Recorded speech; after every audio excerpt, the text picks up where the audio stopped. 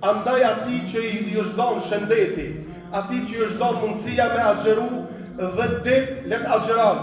S'ka mundësi me agjeru dhe dit, let agjeran ditë që ka mundësi, posaçërisht ditën e Arafatit, ne të cilët nuk jemi në qabën e bekuar, të agjerojnë ditën e Arafatit nga se Allahu Azza wa Jall na i falë gjunahet e vitit të kaluar dhe vitit që vjen.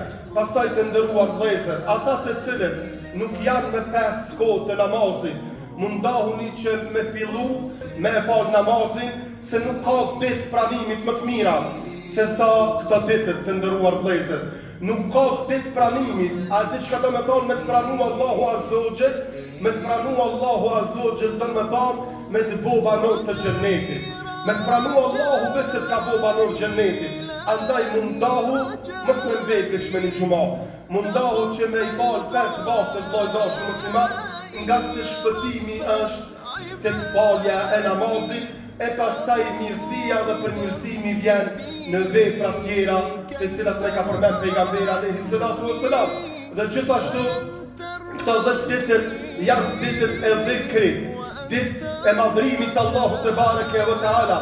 Allahu Azza wa Jall nuk na ka lënë të nderuar vëllezër, posa ne të bim me intensitetin e adhurimit.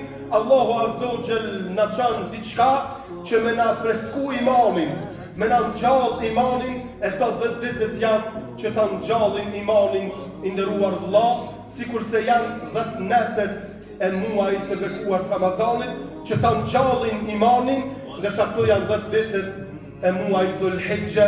Allahu te bareke ve teala na mundësoj që t'i kalojmë duke qenë Allahu Azza wa Jall i kënaqur